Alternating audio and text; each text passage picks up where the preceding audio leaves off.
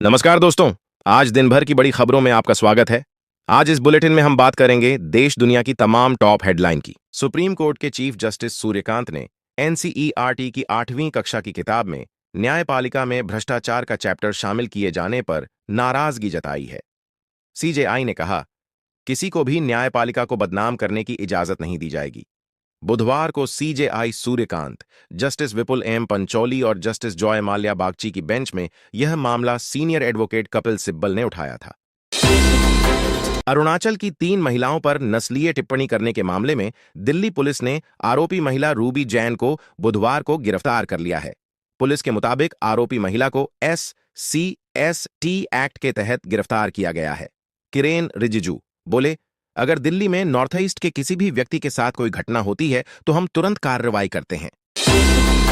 Aviation पर नजर रखने वाली संस्था DGCA ने non scheduled operator chartered plane air ambulance के लिए नियम सख्त कर दिए हैं।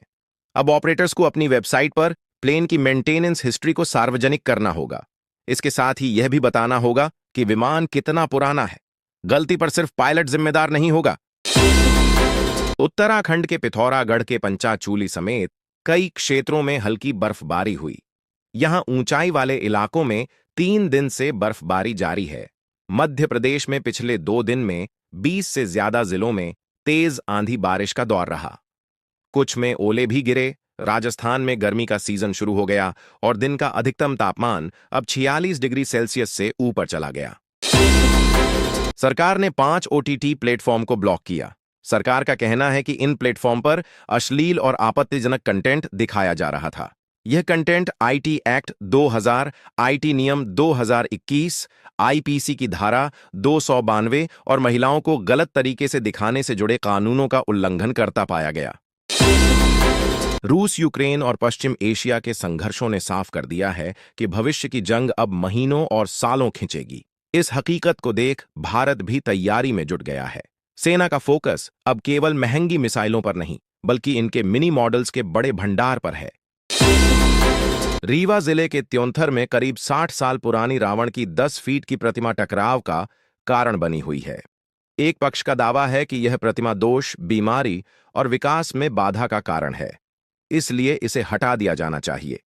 वहीं दूसरा पक्ष लंका के राजा रावण की विद्वता का प्रतीक मानते हुए प्रतिमा को खरोंच तक नहीं आने देने की चेतावनी दे रहा है। केरल में सरकारी कर्मियों, न्यायिक अधिकारियों और विभिन्न लाभार्थियों सहित करीब 5 लाख लोगों को व्हाट्सएप पर चुनावी संदेश भेजकर केरल सरकार घिर गई है। हाईकोर्ट ने मंगलवार को नाराजगी जताते हुए पूछा कि मुख्यमंत्री कार्यालय को इनके मोबाइल नंबर कैसे मिले। कोर्ट ने डेटा सोर्स की पुष्टि तक ऐसे संदेश भेजने पर रोक लगा दी। ऊधम सिंह नगर में खुले प्लॉट में नमाज पढ़ रहे एक मुस्लिम व्यक्ति को अटारिया मंदिर के प्रबंधक ने डंडों से पीटा। हालांकि पीड़ित हाथ जोड़कर माफी मांगता रहा तो उससे पहले जय श्री राम बुलवाया गया था और फिर छोड़ दिया गया। मंदिर प्रबंधक ने कहा, 3 दिन से समझा रहा था। पानीपत में रिफाइनरी में काम करने वाले मजदूरों ने बुधवार को फिर पुलिस पर पथराव कर दिया। मजदूरों ने सुबह रोड पर जाम लगाया था। पुलिस अधिकारियों ने उन्हें समझाने की कोशिश की, लेकिन वे नहीं माने और भीड़ भड़क गई। पुलिस फोर्स ने भी कार्रवाई करते हुए लाठीचार्ज किया। इस दौरान एक व्यक्ति का हाथ भी टूट गया। हरियाणा के सरकारी डिपार्टमेंट के खातों में 590 करोड़ रुपए के घोटाले के मामले में एंटी करप्शन ब्यूरो ACB ने 4 लोगों को गिरफ्तार किया है। चावला ने प्रेस कॉन्फ्रेंस में बताया कि 23 फरवरी को पंचायत विभाग से एक पत्र मिला था जिसमें गबन की जानकारी दी गई थी। इसके बाद ACB में मुकदमा नंबर 4 दर्ज किया गया। हिमाचल प्रदेश के ऊना जिला की नंदिनी ठाकुर ने केंद्रीय लोक सेवा आयोग UPSC द्वारा आयोजित कंबाइंड जियो साइंटिस्ट परीक्षा 2025 में देश भर में प्रथम स्थान हासिल किया। नंदिनी जियोफिजिक्स कैटेगरी में ऑल इंडिया रैंक 1 पर रही। पिता किसान, माता गृहिणी, रोजाना 14 घंटे की पढ़ाई, मुख्यमंत्री डिप्टी CM ने दी बधाई। प्रधानमंत्री नरेंद्र मोदी आज 2 दिन के इजराइल दौरे पर रवाना हो गए हैं। यह उनकी बीते 9 साल में दूसरी इजराइल यात्रा है।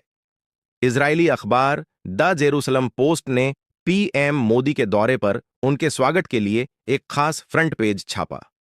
फ्रंट पेज पर प्रधानमंत्री नरेंद्र मोदी की तस्वीर के साथ हिंदी में लिखा नमस्ते नजर आ रहा है। हथियार डील पर बातचीत संभव, अमेरिकी संसद में ट्रंप बोले, भारत पाकिस्तान जंग रुकवाई, गाजा सीज फायर बड़ी जीत, वेनेजुएला नया दोस्त, ईरान ने 32,000 लोग मारे, उसका परमाणु कार्यक्रम तबाह किया। बिल गेट्स ने यौन अपराधी जेफरी एपस्टीन से अपने संबंधों को लेकर जिम्मेदारी ली है। रॉयटर्स के मुताबिक गेट्स फाउंडेशन के प्रवक्ता ने इसकी पुष्टि की। उन्होंने बताया कि हालिया टाउन हॉल बैठक में गेट्स ने कर्मचारियों के सामने इस मुद्दे पर खुलकर बात की और माफी मांगी। अमेरिका ने भारत से आने वाले सोलर पैनलों और सेल पर एक 126% की शुरुआती ड्यूटी लगा दी है। अमेरिकी वाणिज्य विभाग का कहना है कि भारत अपने मैन्युफैक्चरर्स को गलत तरीके से सब्सिडी दे रहा है, जिससे अमेरिकी घरेलू कंपनियों को नुकसान हो रहा है। अमेरिका ने कहा, चीन भारत के जरिए भेज रहा सस्ते प्रोडक्ट, लाओस और इंडोनेशिया पर भी टैक्स लागू। अगले महीने मार्च में देश के अलग अलग राज्यों में कुल 18 दिन बैंकों में कामकाज नहीं होगा। आरबीआई की ओर से जारी कैलेंडर के अनुसार अगले महीने 5 रविवार और दूसरे चौथे शनिवार के अलावा 11 दिन अलग अलग जगहों पर बैंक बंद रहेंगे। नाथद्वारा के श्रीनाथ जी की हवेली में बिजनेसमैन मुकेश और अनिल अंबानी की मां कोकिला बेन ने 92वां जन्मदिन मनाया। इस मौके पर पूरा अंबानी परिवार मौजूद रहा। सभी ने श्रीनाथ जी के दर्शन किए और युवाचार्य गोस्वामी विशाल बाबा से आशीर्वाद लिया। अमेरिका में भीषण तेज हवाओं और भारी बर्फबारी के कारण एयरपोर्ट पर रनवे बंद करने पड़े और कई जगह उड़ानों पर रोक लगानी पड़ी है। यहां रविवार से मंगलवार के बीच 11,055 से ज्यादा उड़ानें रद्द कर दी गईं। 153 साल के इतिहास में पहली बार अखबार नहीं छाप सका।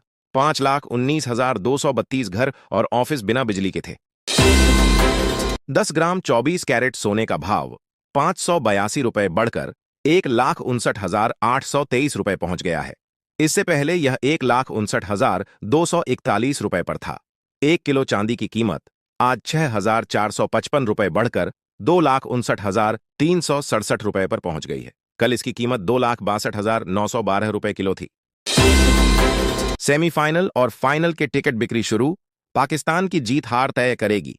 सेमीफाइनल फाइनल का वेन्यू, जगह चेंज होने पर रिफंड होगा पैसा। छठे सुपर 8 मुकाबले में आज न्यूजीलैंड वर्सेस श्रीलंका। न्यूजीलैंड का पहला मैच बेनतीजा श्रीलंका को इंग्लैंड ने हराया। दोनों टीमों को जीत चाहिए। प्रवर्तन निदेशालय ईडी ने रिलायंस ग्रुप के चेयरमैन अनिल अंबानी के मुंबई स्थित बंगले एबोर्ड को अटैच यानी जब्त कर लिया है। पीटीआई के अनुसार इसकी कीमत करीब 3,716 करोड़ रुपए आंकी गई है। अनिल अंबानी पर 40,000 करोड़ रुपए के बैंक फ्रॉड मामले में जांच चल रही है।